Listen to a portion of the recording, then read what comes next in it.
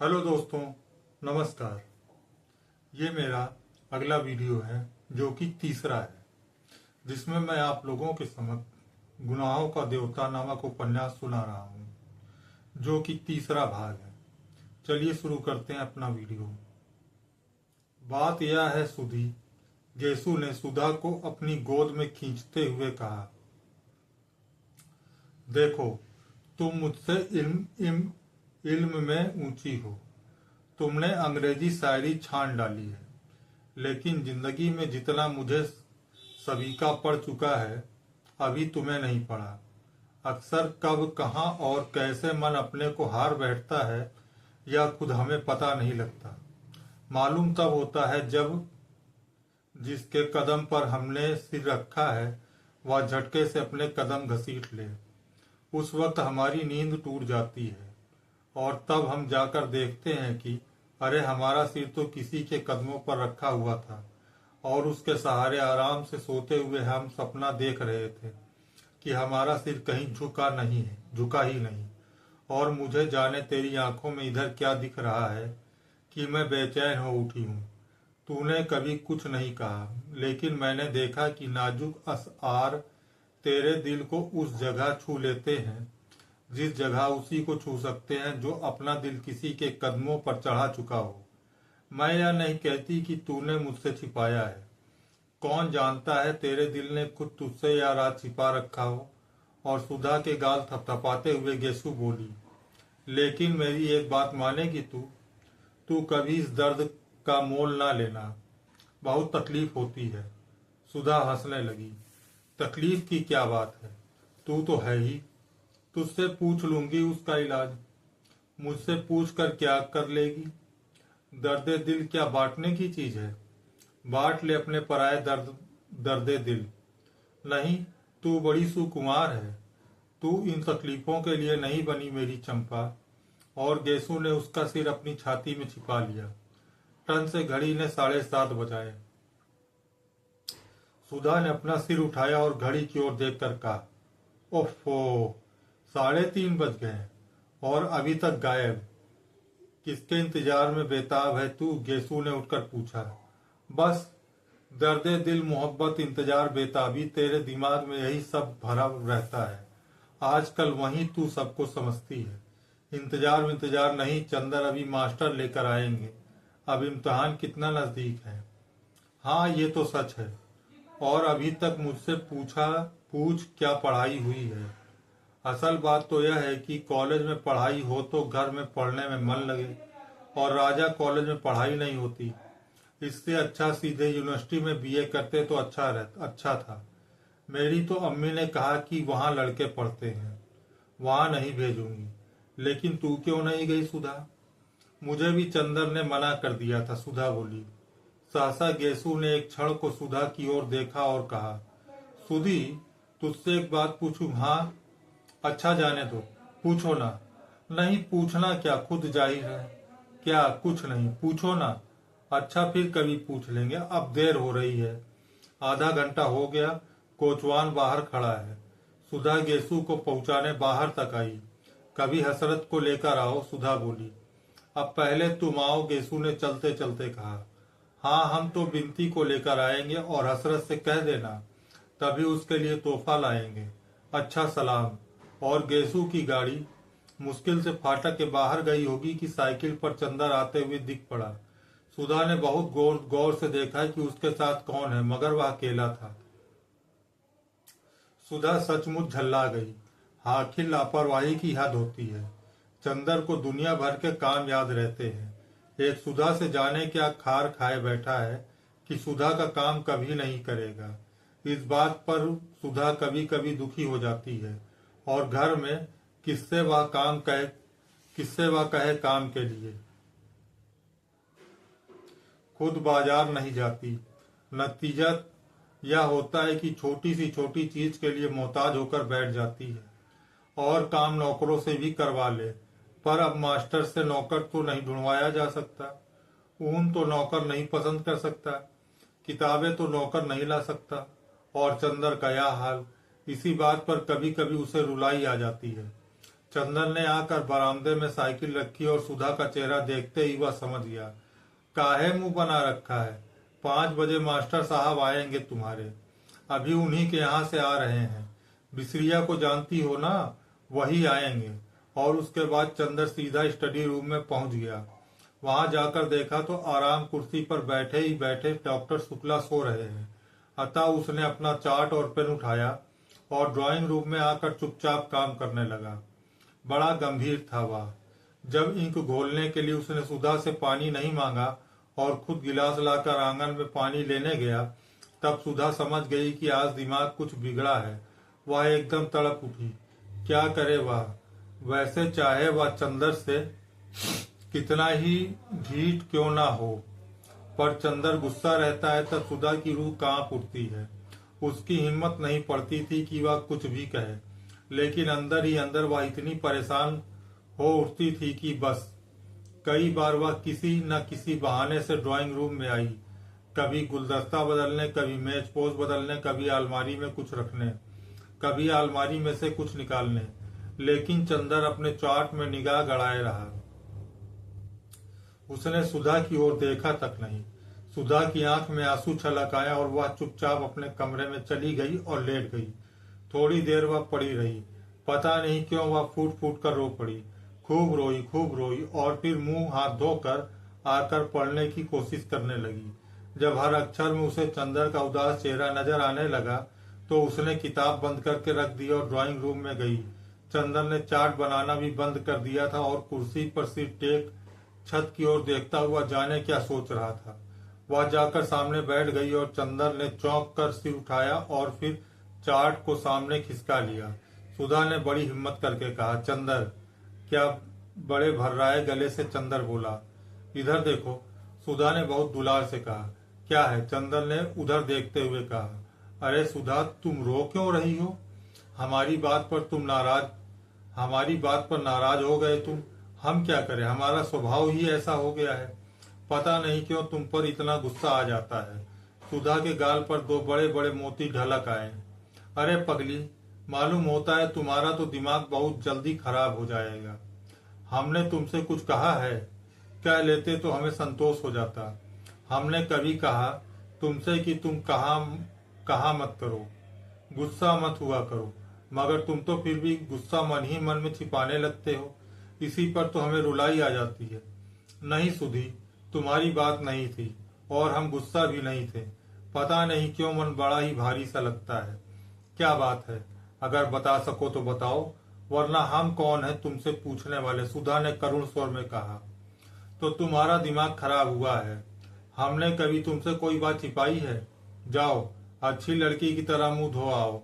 सुधा उठी और मुंह धोकर आकर बैठ गई। अब बताओ क्या बात थी? कोई एक बात हो तो बताएं।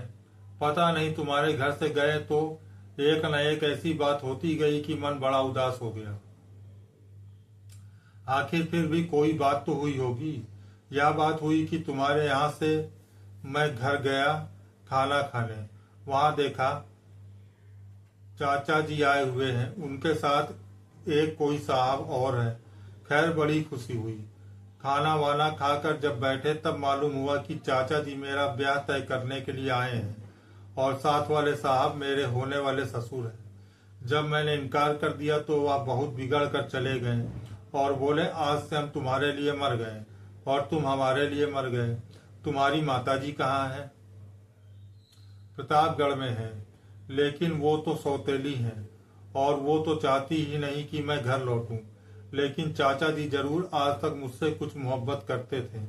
आज वह भी नाराज होकर चले गए। सुधा कुछ देर तक सोचती रही, फिर बोली, तो चंदर तुम शादी क्यों नहीं कर लेते? नहीं सुधा, शादी नहीं करनी है मुझे। मैंने देखा है कि जिसकी शादी हुई कोई भी सुखी नहीं हुआ, सभी का भविष्य बिगड़ गया। और क्यों एक तलावत पानी पाली जाए, जाने कैसी लड़की हो क्या हो, तो उसमें क्या है? पापा से कहो कि उस लड़की को जाकर देख लें, हम भी पापा के साथ चले जाएंगे। अच्छा हो तो कर लो ना चंदर, फिर यही रहना। हमें अकेला भी नहीं लगेगा। क्यों जी? नहीं, तुम तो समझती नहीं। जिंदगी निभानी है कि कोई गाय भैंस खरीदना है। चंदर ने हंसकर कहा, आदमी एक दूसरे को समझे बूझे प्यार करे तब ब्याह के भी कोई माने हैं। तो उसी से कर लो जिससे प्यार करते हो। चंदर ने कुछ जवाब नहीं दिया। बोलो, चुप क्यों हो गए? अच्छा, तुमने किसी को प्यार किया चंदर? क्यों, बताओ ना। शायद नहीं। बिल्कुल ठीक, हम भी यही सोच रहे थे, अभी सुधा बोली। क्यों, ये क्यों सोच रही थी? इसलिए कि तुमने किया होता तो तुम हमसे थोड़े ही छिपाते, हमें जरूर बताते। और नहीं बताया तो हम समझ गए कि अभी तुमने किसी से प्यार नहीं किया। लेकिन तुमने यह क्यों लेकिन तुमने यह छुपा क्यों? पूछा क्यों सुधा? यह बात तुम्हारे मन में उठी कैसे? कुछ नहीं, अभी गेसु आई थी। वह बोली, सुधा तुमने किसी से प्यार किया है।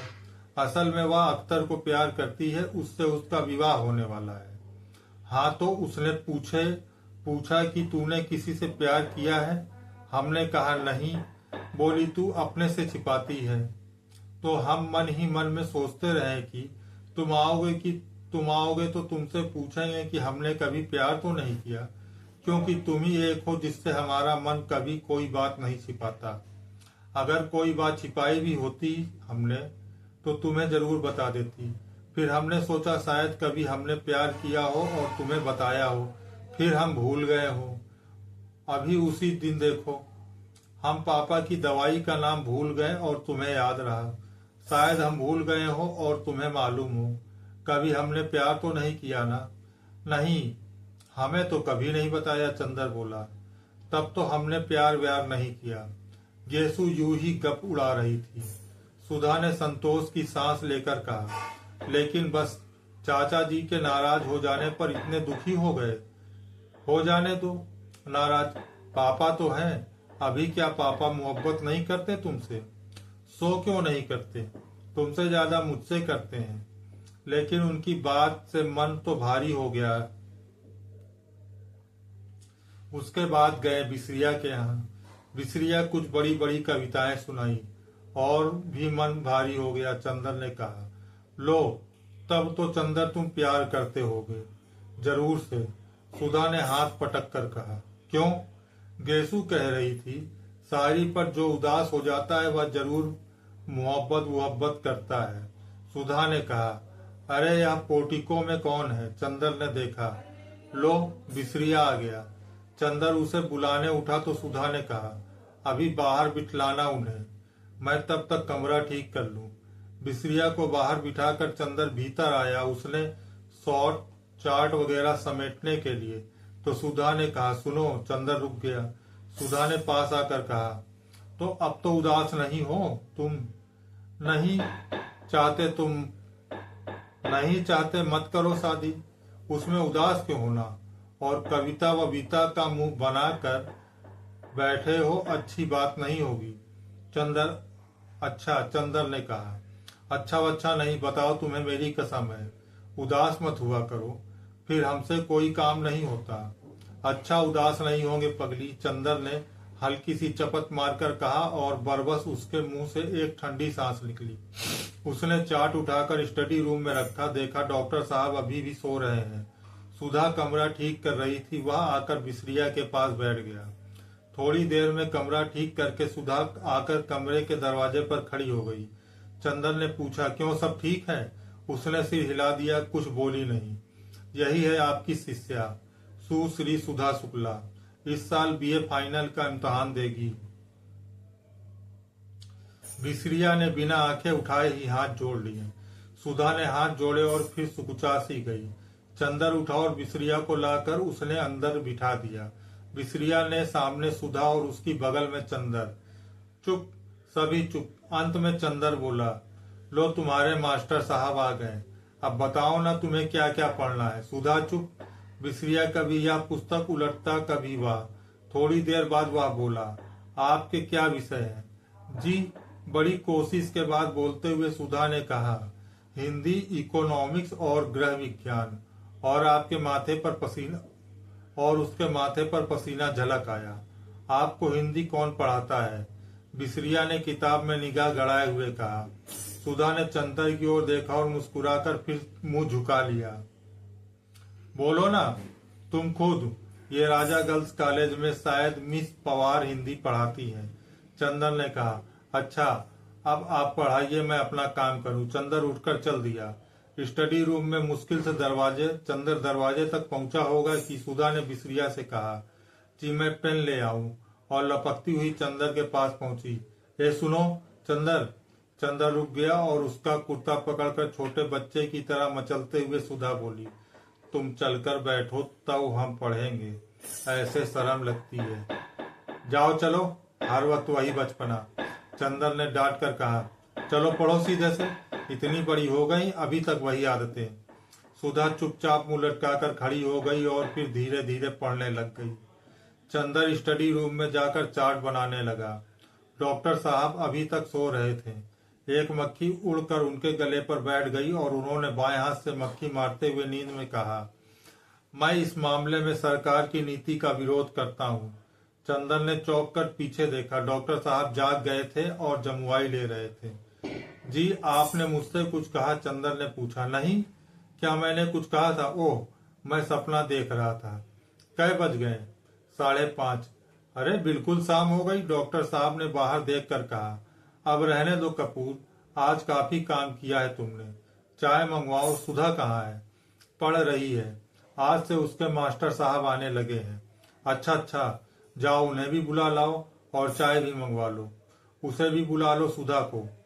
चंदर जब ड्राइंग रूम में पहुंचा तो देखा सुधा किताबें समेट रही है और बिसरिया जा चुका है। उसने सुधा से कहना चाहा, लेकिन सुधा का मुंह देखते ही उसने अनुमान किया कि सुधा लड़ने के मूड में है। अतः वह स्वयं ही जाकर महाराजिन से कह आया कि 3 प्याला चाय पढ़ने के कमरे में भेज दो। जब वह लौटने लगा तो खुद सुधा ही उसके रास्ते में खड़ी हो गई और धमकी के स्वर में बोली, अगर कल से साथ नहीं बैठोगे तुम तो हम नहीं पढ़ेंगे।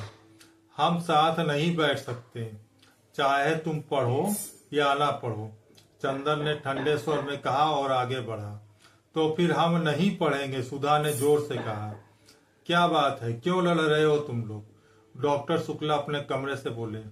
चंदर कमरे में जाकर बोला, कुछ नहीं, ये कह रही है कि पहले हम कहेंगे।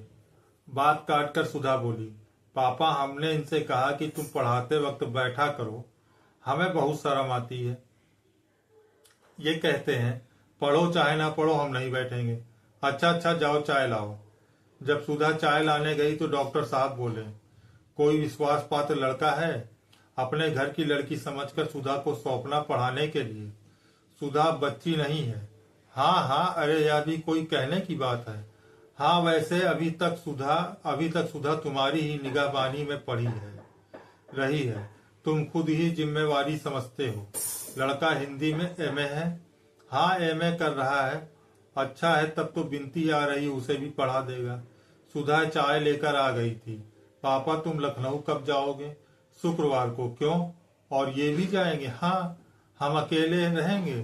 क्यों? महाराजिन यही सोएगी और अगले दिन सोमवार को हम लौट आएंगे।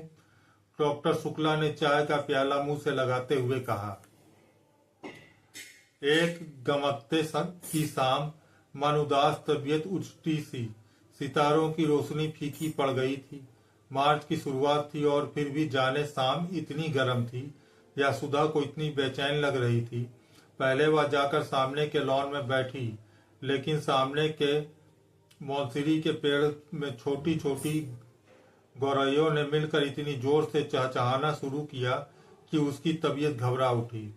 वह इस वक्त एकांत चाहती थी और सबसे बढ़कर सन्नाटा चाहती थी, जहां कोई ना बोले, कोई बात ना करे, सभी खामोशी में डूबे हुए हों। वह उठकर टहलने लगी और जब लगा कि पैरों में ताकत ही नहीं रही तो फिर लेट गई हरी हरी घास पर।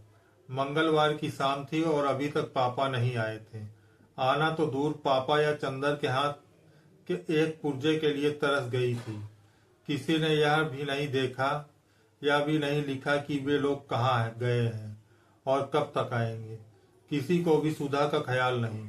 शनिवार या इतवार को तो वह हर रोज खाना खाते वक्त रोई। चाय पीना तो उसने उसी दिन छोड़ दिया था और सोमवार को सुबह पापा नहीं आए तो वह इतना फूट फूट कर रोई कि महाराजिन को सिकती हुई रोटी छोड़कर चूल्हे की आंच निकाल कर सुधा को समझाने आना पड़ा। और सुधा की रुलाई देखकर तो महाराजिन के हाथ पांव ढीले हो गए थे।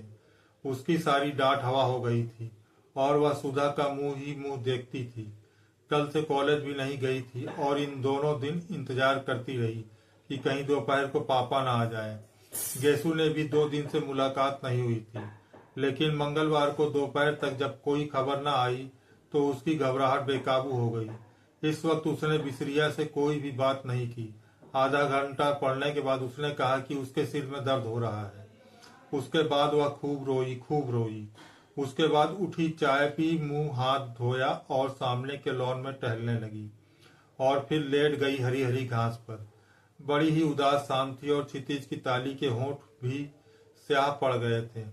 बादल सांस रोके पड़े थे और खामोश सितारे टिमटिमा रहे थे। बगुलों की धुंधली धुंधली कतारों पर मारती हुई गुजर रही थी। सुधा ने एक लंबी सांस लेकर सोचा कि अगर वह चिड़िया होती तो एक क्षण में उड़कर जहां चाहती वहां खबर ले आती। पापा इस वक्त घूमने गए हैं। चंदर अपने दोस्तों की टोली में बैठा रंगरलियां कर रहा होगा। वहां भी दोस्त बना ही लिए होंगे उसने। बड़ा बातूनी है चंदर और बड़ा मीठे स्वभाव का। आज तक किसी ने सुधा ने उसकी बुराई नहीं सुनी। सभी उसको प्यार करते थे। यहाँ तक कि महाराजिन जो सुधा को हमेशा डांटती रहती थी, चंदर का हमेशा पक्ष लेती थी और सुधा हर एक से पूछती कि चंदर के बारे में उसकी क्या राय है। लेकिन सब लोग जितनी चंदर की तारीफ करते वह उतना अच्छा उसे नहीं समझती थी। आदमी की परख तब होती है जब दिन रात बढ़ते। चंदर उसका ऊन कभी लाकर नहीं देता था। बादामी रंग का रेशमी मंगाओ तो केसरिया रंग का ला देता था। इतने नक्शे बनाता रहता था और सुधा ने हमेशा उससे कहा कि मेज पोज की कोई डिजाइन बना दो तो उसने कभी नहीं बनाया।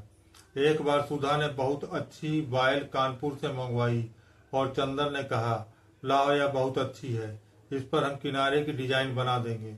और उसके बाद उसने अपने तमाम पान जैसा जाने क्या बना दिया।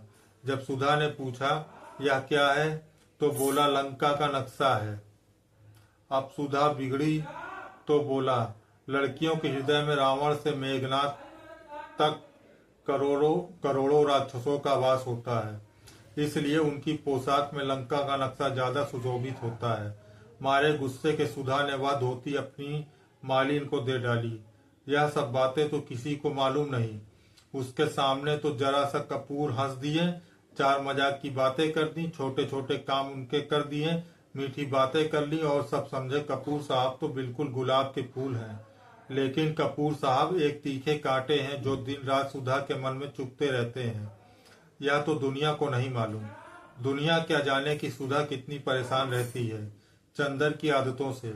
अगर दुनिया को मालूम हो जाए कि चंदर की जरा भी तकलीफ न करे, सब सुधा को ही ज्यादा अच्छा कहें, लेकिन सुधा कभी किसी से कुछ नहीं कहती। मगर आज उसका मन हो रहा था कि किसी ने चंदर की जी भरकर बुराई कर ले और उसका मन बहुत हल्का हो जाए। चलो बिटिया रानी, ताई खाए लो, फिर भीतर लेटो, अबहिन लेटे का बखत नहीं आवा। सहसा महाराजिन ने आकर सुधा की स्वप्न श्रृंखला तोड़ते हुए कहा, अब हम नहीं खाएंगे, भूख नहीं। सुधा ने अपने सुनहले सपनों में ही डूबी हुई बेहोश आवाज में जवाब दिया, खाए लो बिटिया, खाए पिए छोड़े से कसस काम चली, आओ उठो, महाराजिन ने बड़े दुलार से कहा। सुधा पीछा छुटाने की कोई आशा न देखकर उठ गई और चल दी खाने। कौर उठाते ही उसकी आंख से आंसू छलक आए, लेकिन अपने को रोक लिया उसने। दूसरों के सामने अपने को खुद शांत रखना आता था उसे। 2 कौर खाने के बाद वह महाराजिन से बोली, आज कोई चिट्ठी तो नहीं आई? नहीं बिटिया, आज तो दिन भर घरे में रहूं। महाराजिन ने पराठे उलटते हुए जवाब दिया, काहे बिटिया, बाबूजी कुछो नहीं लिखत तो छोटे बाबू तो लिख देते। अरे महाराजिन, यही तो हमारी जान का रोना है। हम चाहे रो रो कर मर जाएं, मगर ना पापा को ख्याल ना पापा के शिष्य को। और चंदर तो ऐसे खराब है कि हम क्या करें। ऐसे स्वार्थी हैं, अपने मतलब के ही हैं बस। सुबह शाम आए और हम या पापा ना मिले तो आफत ढा देंगे। बहुत घूमने लगी हो तुम, बहुत बाहर कदम निकल गया है तुम्हारा। और सच पूछो तो चंदर की वजह से हमने सब जगह आना जाना बंद कर दिया। और खुद है कि आज लखनऊ कल कलकत्ता और एक चिट्ठी भेजने तक का वक्त नहीं मिलता। अभी हम ऐसा करते तो हमारी जान नोच खाते। और पापा को देखो, उनके दुलारे उनके साथ हैं तो बस, और किसी की फिक्र ही नहीं। अब तो महाराजिन चंदर को भी कुछ चाय वाय बना के मत देना। काहे बिटिया, काहे कोसत हो। कैसा चांद से तो है छोटे बाबू, और कैसा हंस के बातें करत है। माई का जाने कैसे हिसाब पड़ा कि उन्हें अलग कह दीस। बेचारा होटल में जाने कैसे रोटी खात होए। उन्हें यहीं बुलाए लो तो हम अपने हाथ की खिलाए के 2 महीना में माँ मोटा कह दी है। हमें तो से ज्यादा उसकी ममता लागत है। बीबी जी बाहर एक में पूछत है, यो कोनो डॉक्टर रहत है। हम कहा नहीं, यहाँ तो बाबूजी रहत है। तो कहत है नहीं, यही मकान आए। मालिन ने सहसा आकर बहुत स्वतंत्र स्वरों में कहा, बैठाओ उन्हें, हम आते हैं। सुधा ने कहा और जल्दी जल्दी खाना शुरू किया और जल्दी जल्दी खत्म कर दिया। बाहर जाकर देखा तो नीले कांटे के झाड़ में टिकी हुई एक बाइसिकल खड़ी है और एक ईसाई लड़की लॉन पर टहल रही थी। होगी करीब 24-25 बरस की, लेकिन बहुत अच्छी लग रही थी। कहिए, आप किसे पूछ रही हैं? सुधा ने अंग्रेजी में पूछा। मैं डॉक्टर शुक्ला से मिलने आई हूँ, उसने शुद्ध हिंदुस्तानी में कहा। वे तो बाहर गए हैं, और कब आएंगे? कुछ पता नहीं। कोई खास काम है आपको? सुधा ने पूछा। नहीं, यूं ही मिलने आ गई। आप उनकी लड़की हैं ना? उसने साइकिल उठाते हुए कहा। जी हाँ, लेकिन आप अपना नाम तो बताइए। मेरा नाम कोई महत्वपूर्ण नहीं है, मैं उनसे मिल लूंगी। और हाँ, आप उसे जानती हैं, मिस्टर कपूर को? आह, आप पम्मी हैं, मिस डिक्रूज। सुधा को एकदम ख्याल आ गया। आइए आइए, हम आपको ऐसे नहीं जाने देंगे, चलिए बैठिए। सुधा ने बड़ी बेतकल्लुफी से उसकी साइकिल पकड़ ली। अच्छा अच्छा चलो, कहकर पम्मी जाकर ड्राइंग रूम में बैठ गई। मिस्टर कपूर रहते कहाँ हैं? पम्मी ने बैठने से पहले पूछा। रहते तो वे चौक में हैं, लेकिन आजकल वे भी पापा के साथ बाहर गए हैं। वे तो आपकी एक दिन बहुत तारीफ कर रहे थे। बहुत शरीफ है। इतनी तारीफ किसी लड़की की करते तो हमने नहीं सुना। सचमुच? पम्मी का चेहरा लाल हो गया। वह बहुत अच्छे हैं, बहुत अच्छे हैं। थोड़ी देर पम्मी चुप रही, फिर बोली, क्या बताया था उन्होंने हमारे बारे में? ओह, तमाम। एक दिन शाम को तो हम लोग आपके बारे में ही बातें करते रहे। आपके भाई के बारे में बताते रहे। फिर आपके काम के बारे में बताया कि आप कितना तेज टाइप करती हैं। फिर आपकी रुचियों के बारे में बताया कि आपको साहित्य में बहुत शौक नहीं है और आप शादी से बेहद नफरत करती हैं और आप ज्यादा मिलती जुलती नहीं, बाहर आती जाती नहीं। और मिस डिक्रूज ना, आप पम्मी कहिए मुझे। हाँ तो मिस पम्मी, शायद इसलिए आप उसे इतनी अच्छी लगी कि आप कहीं आती जाती नहीं।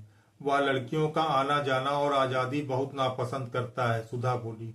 नहीं, वह ठीक सोचता है, पम्मी बोली। मैं शादी और तलाक के बाद इसी नतीजे पर पहुंची हूँ कि 14 बरस से 34 बरस तक की लड़कियों को बहुत शासन में रखना चाहिए। पम्मी ने गंभीरता से कहा। एक ईसाई मेम के मुंह से यह बात सुनकर सुधा दंग रह गई। क्यों? उसने पूछा। इसलिए कि इस उम्र में लड़कियां बहुत नादान होती हैं। जो कोई हर चार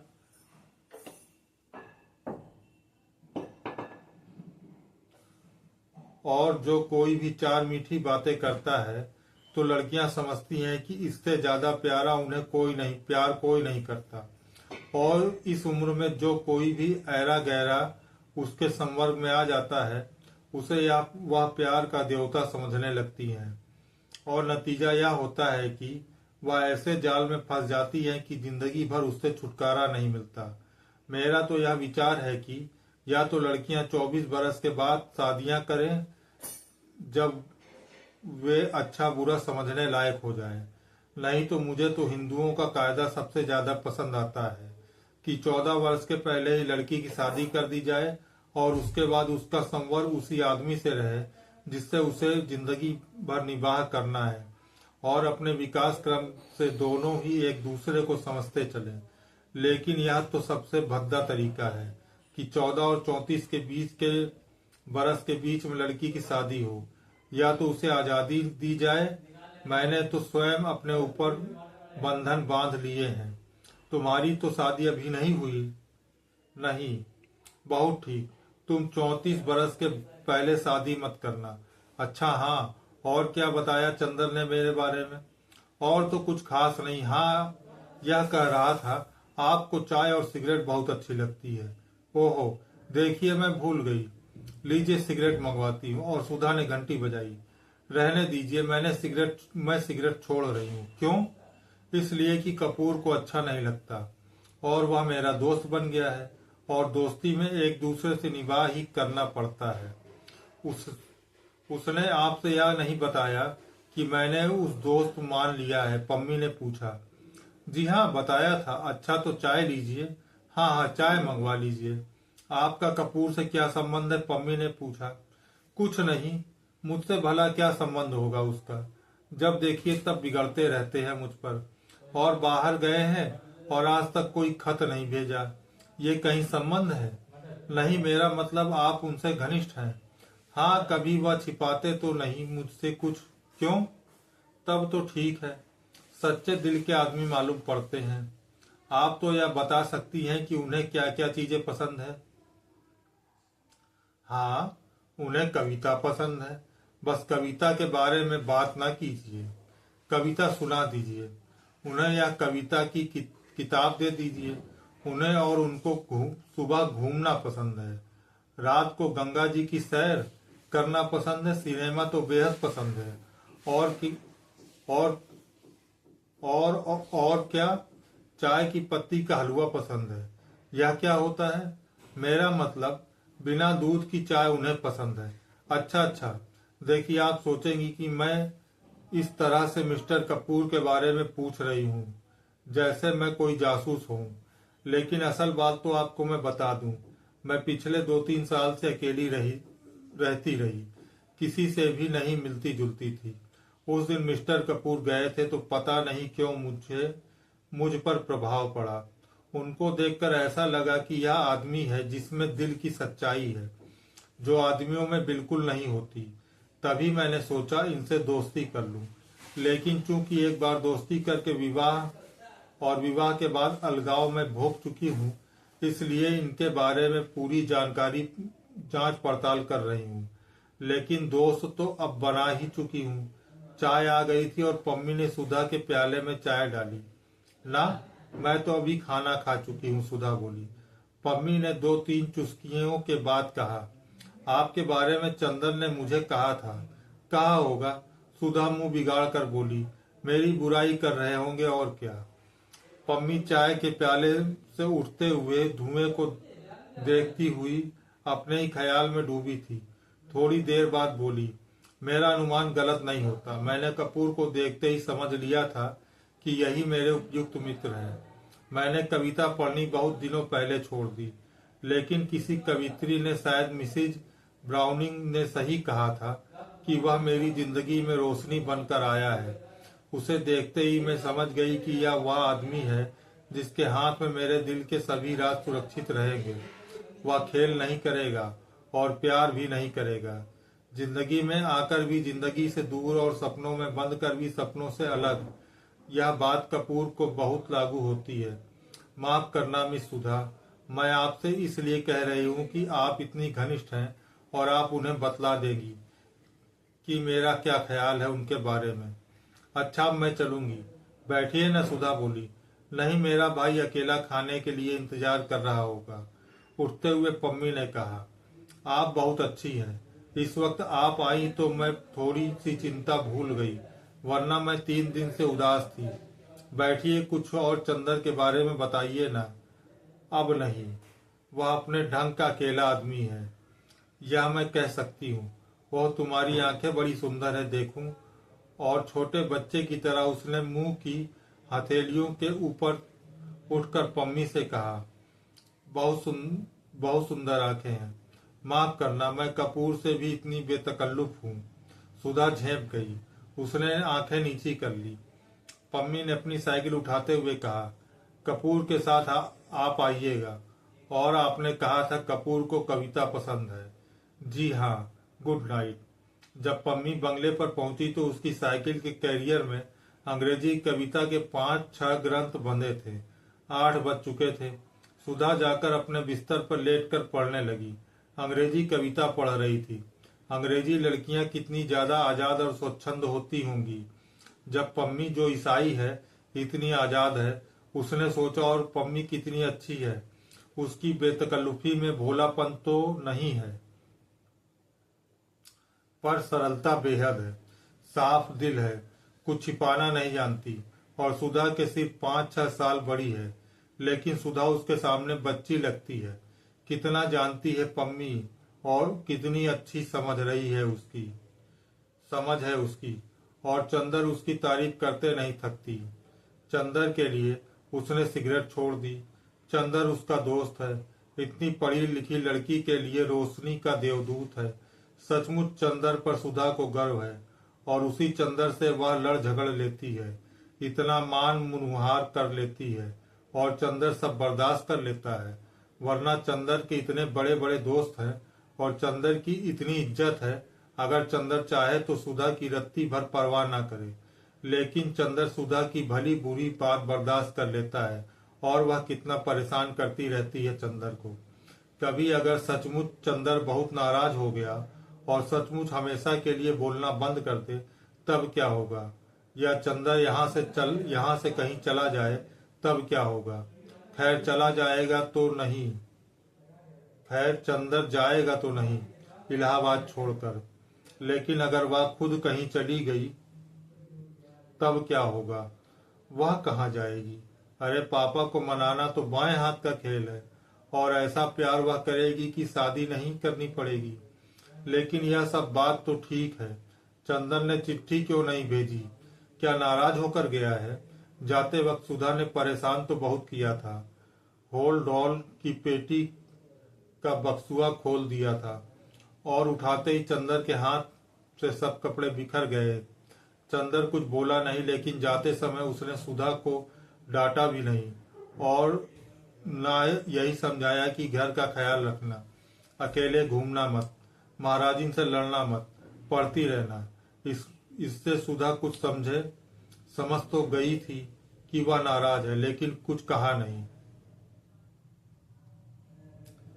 लेकिन चंदर को खत तो भेजना चाहिए था, चाहे गुस्से का ही खत क्यों ना होता। बिना खत के मन कितना घबरा रहा है। और क्या चंदर को मालूम नहीं होगा? यह कैसे हो सकता है? जब इतनी दूर बैठे हुए सुधा को मालूम हो गया कि चंदर नाखुश है, तो क्या चंदर को नहीं मालूम होगा कि सुधा का मन उदास हो गया है? चंदर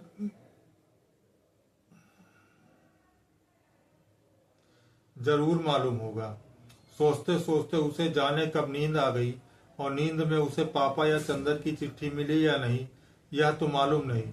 लेकिन इतना जरूर है कि जैसे ही वह सारी दृष्टि एक बिंदु से बनी और एक बिंदु पर समा गई, उसी तरह सुधा की वह भारी भादों की घटाओं जैसे फैली हुई बेचैनी और गीली उदासी एक चंदर के ध्यान से उठी और उसी में समा गई। दूसरे दिन सुबह सुधा आंगन में बैठी हुई आलू छील रही थी और चंदर का इंतजार कर रही थी। उसी दिन रात को पापा आ गए थे और चंदर, और दूसरे दिन सुबह बुआ जी और बिनती। सुधी, किसी ने इतने प्यार से पुकारा कि हवाओं में रस भर गया। अच्छा, आ गए?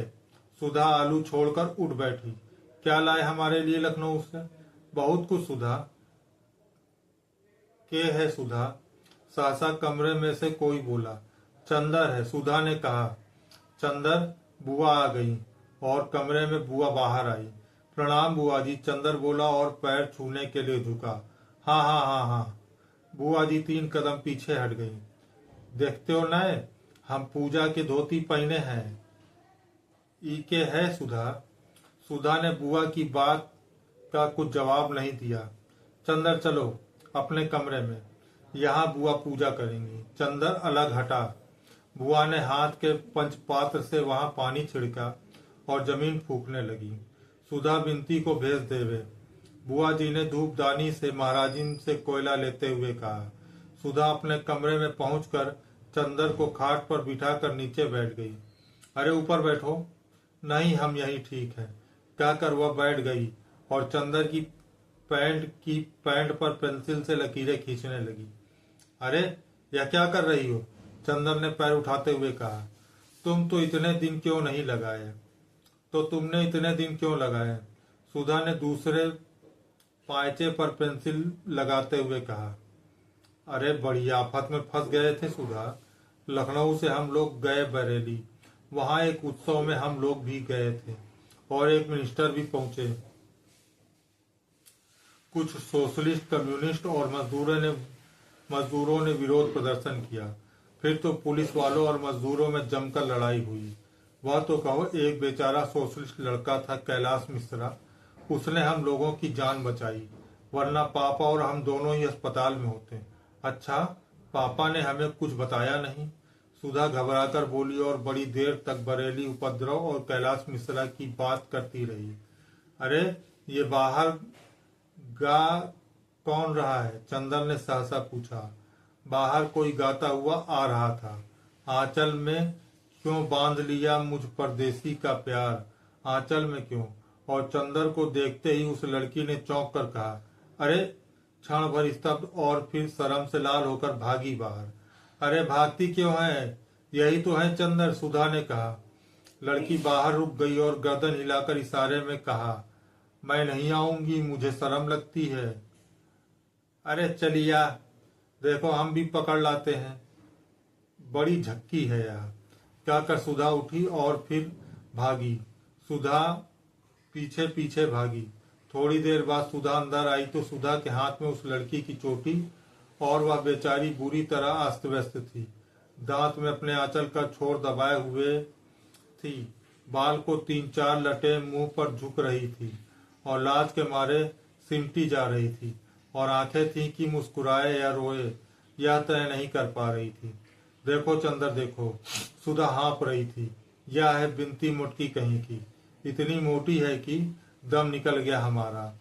सुधा बुरी तरह हाँप रही थी। चंदर ने देखा बेचारी की बुरी हालत थी। मोटी तो बहुत नहीं थी, पर हाँ गांव की तंदुरुस्ती थी। लाल चेहरा जिसे शर्म ना तो दूना बना दिया था। एक हाथ में उसकी चोटी पकड़े थी, दूसरे में अपने कपड़े ठीक कर रही थी और दांत में आंचल पकड़े। छोड़ दो उसे। यह क्या है सुधा, बड़ी जंगली हो तुम, चंदर ने डांट कर कहा। जंगली मैं हूं या चोटी छोड़कर सुधा बोली। या देखो, दांत काट लिया इसने। सचमुच सुधा के कंधे पर दांत के निशान बने हुए थे। चंदर इस संभावना पर बेतहाशा हंसने लगा कि इतनी बड़ी लड़की दांत काट सकती है। क्यों जी, इतनी बड़ी हो गई और दांत काटती हो? उसकी हंसी रुक नहीं रही थी। सचमुच यह तो बड़े मजे की लड़की है। बिनती है इसका नाम। क्यों रे, महुआ बिनती थी क्या वहां, जो बुआ जी ने बिनती नाम रखा है? वह पल्ला ठीक से ओढ़ चुकी थी। बोली नमस्ते। चंदर और सुधा दोनों हंस पड़े। अब इतनी देर बाद याद आई। चंदर और भी हंसने लगा। बिनती, ए बिनती, बुआ जी की आवाज आई। बिनती ने सुधा की ओर देखा और चली गई। और कहो सुधी, चंदर बोला, क्या हाल चाल रहा यहाँ? फिर भी एक चिट्ठी भी तो नहीं लिखी तुमने। सुधा बड़ी शिकायत के स्वर में बोली। हमें रोज रुलाई आती थी और तुम्हारी वो आई थी। हमारी वो? चंदर चौंक कर पूछा। अरे हाँ, तुम्हारी पम्मी रानी। अच्छा, वो आई थी। क्या बात हुई? कुछ नहीं, तुम्हारी तस्वीर देख देख कर रो रही थी। सुधा ने उंगलियां नचाते हुए कहा, मेरी तस्वीर देखकर? अच्छा, और थी कहाँ मेरी तस्वीर? अब तुम तो बहस करने लगे। हम कोई वकील हैं? तुम कोई नई बात बताओ, सुधा बोली। हम तो तुम्हें बहुत बहुत बात बताएंगे, पूरी कहानी है। इतने में बिनती आई। उसके हाथ में एक तस्तरी थी और एक गिलास। तस्तरी में कुछ मिठाई थी और गिलास में शरबत। उसने लाकर तस्तरी चंदर के सामने रख दी। ना भाई, हम नहीं खाएंगे, चंदर ने इनकार किया। बिनती ने सुधा की ओर देखा। खा लो, लगे नखरा करने। लखनऊ से आ रहे हैं, ना तकल्लुफ करें तो मालूम कैसे हो? सुधा ने मुंह चिढ़ाते हुए कहा। चंदर मुस्कुराकर खाने लगा। दीदी के कहने पर खाने लगे आप? बिनती ने अपने हाथ की अंगूठी को दिखाते हुए कहा। चंदर हंस दिया, कुछ बोला नहीं। बिनती चली गई। बड़ी अच्छी मालूम पड़ती है यह, चंदर बोला। बहुत प्यारी है और पढ़ने में हमारी तरह नहीं है, बहुत तेज है। अच्छा, तुम्हारी पढ़ाई कैसे चल रही है? मास्टर साहब बहुत अच्छा पढ़ाते हैं। और चंदर, अब हम खूब बातें करते हैं। उसने दुनिया भर की और वे बस हमेशा सिर नीचे किए रहते हैं। एक दिन पढ़ाते वक्त हम गरीब पास में रखकर खाते गए, उन्हें मालूम ही नहीं हुआ। उसने उनसे एक दिन कविता सुनवा दो, सुधा बोली। चंदन ने कुछ जवाब नहीं दिया और डॉक्टर के कमरे में जाकर किताबें उलटने लगा। इतने में बुआ जी का तेज स्वर आया। हमें मालूम होता है कि ई मुई झोंसी हमके ऐसी नाच नचई है, तय हम पैदा होते गला घोंट दे। हरे राम, अक्का सिर पर उठाए हैं। कई घंटे से नरियात नरियात गटई फट गई, ई बोलत नाही, जैसे सांप सूंघवा होए। प्रोफेसर शुक्ला के घर में वह नया सांस्कृतिक तत्व था। कितनी शालीनता और शिष्टता से वह रहते थे। कभी इस तरह की भाषा भी उनके घर में सुनने को नहीं मिलती। इसकी चंदर को जरा भी उम्मीद न थी। चंदर चौंक कर उधर देखने लगा।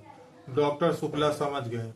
कुछ लज्जित से और मुस्कुराकर ग्लानि छिपाते हुए बोले, मेरी विधवा बहन है, कल गांव से आई है लड़की को पहुंचाने। उसके बाद कुछ पटकने का स्वर आया, शायद किसी बर्तन के। इतने में सुधा आई, गुस्से में लाल। सुना पापा तुमने? बुआ बिनती को मार डालेंगी। क्या हुआ आखिर? डॉक्टर शुक्ला ने पूछा। कुछ नहीं, बिनती ने पूजा का पंचपात्र उठाकर ठाकुर जी के सिंहासन के पीछे रख दिया था। उन्हें दिखाई नहीं पड़ा तो गुस्सा बिनती पर उतार रही है। इतने में फिर उनकी आवाज आई, पैदा करे बखत बहुत अच्छा लागत रहा, पालत बखत टें बोल गए। मर गए रहो तो आपन संतानों अपने साथ ले जाते हो। हमारे मूड पर यह काहे डाल गए हो? ऐसी कुलक्षणी है कि पैदा होते बाप को खाए गई। सुना पापा तुमने? चलो हम चलते हैं, डॉक्टर शुक्ला ने कहा। सुधा वहीं रह गई। चंदर से बोली, ऐसा बुरा स्वभाव है बुआ का कि बस बिनती ऐसी है कि इतना बर्दाश्त कर लेती है। बुआ ने ठाकुर जी का सिंहासन साफ करते हुए कहा, रोवत काहे हो? तुम्हारे कौन माई बाप को गरियावत है? ई असुआ ढरकाए रही हो। ई सब चोचला अपने ओ को दिखायो जाए के दुई महीना और है, अब वहीं से उद्यानी ना जाओ। अब अभद्रता की सीमा पार कर चुकी थी। बिनती, चलो कमरे के अंदर, हटो सामने से, डॉक्टर शुक्ला ने डांट कर कहा। अब ये चरखा बंद होगा या नहीं? कुछ शर्म है या नहीं तुम में? बिनती सिसकते हुए अंदर गई। स्टडी रूम में देखा कि चंदर है तो उल्टे पांव लौट आई। सुधा के कमरे में गई और फूट फूट कर रोने लगी। डॉक्टर शुक्ला लौट आए। अब हम ये सब करें कि अपना काम करें?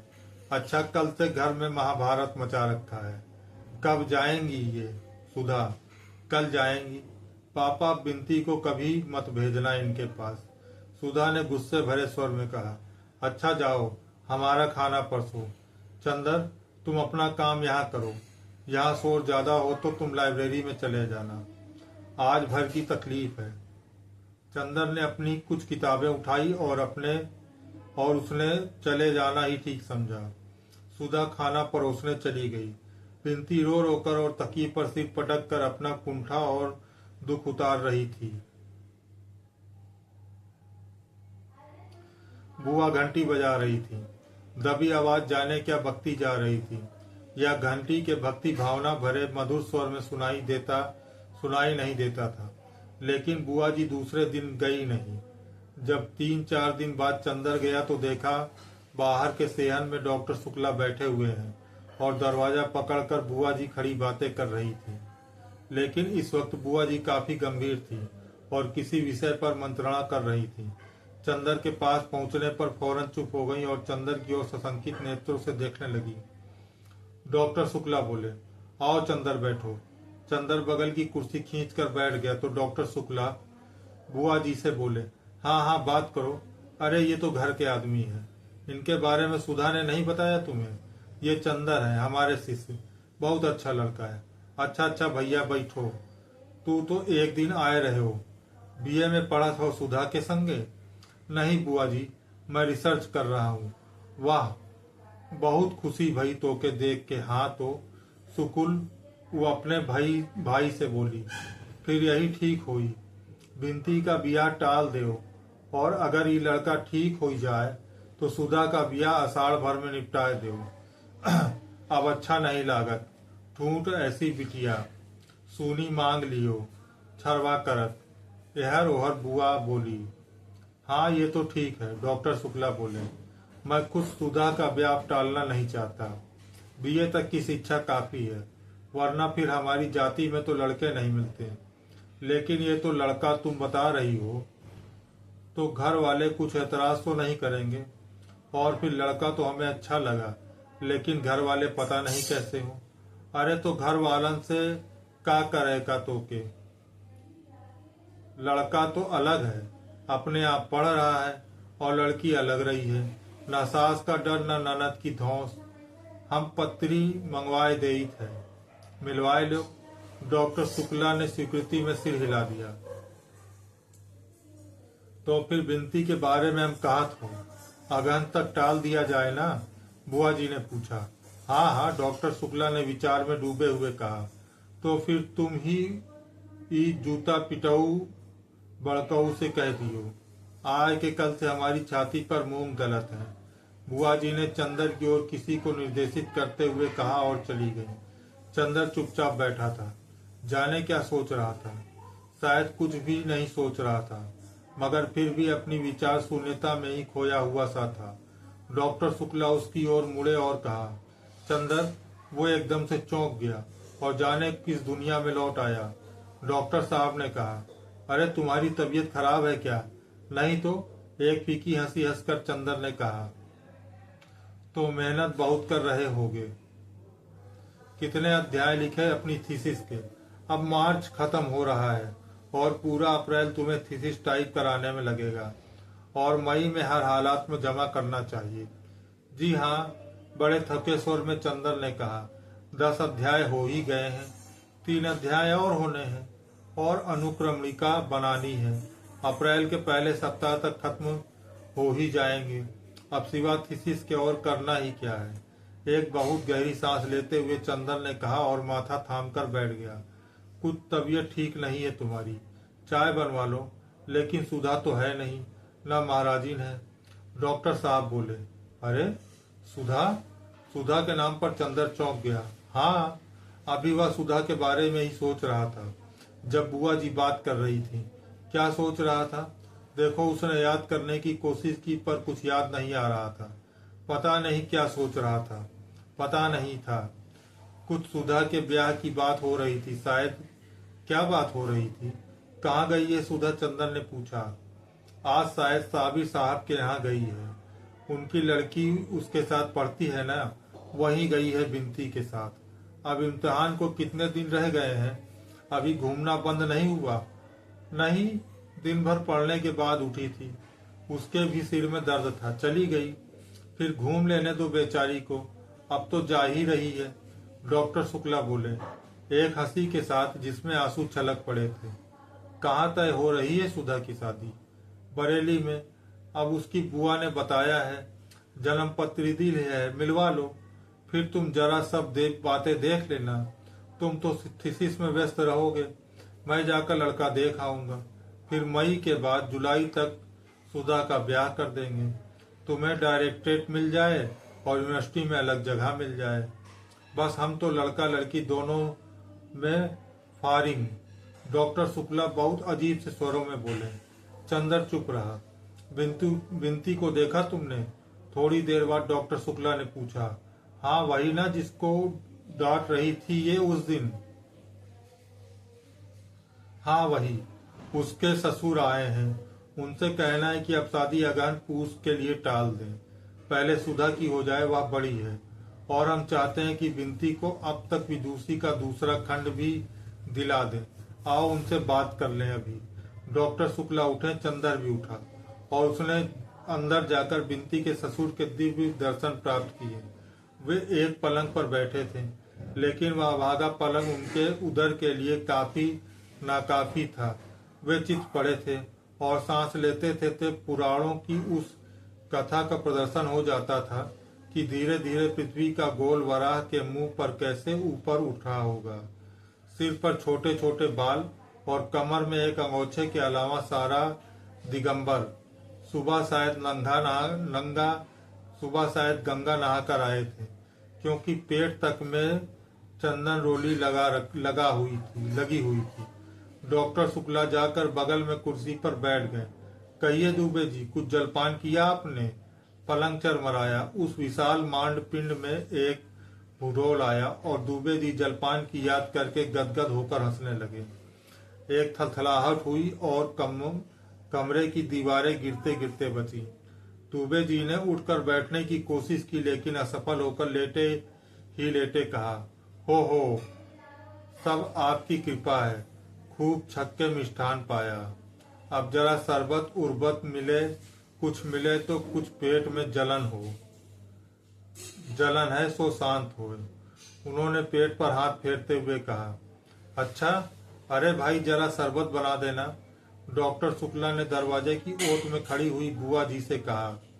बुआ जी की आवाज सुनाई पड़ी, बाप रे, 2.5 मन की अड़ास, कम से कम मशक भर के शरबत तो उलिच रही है।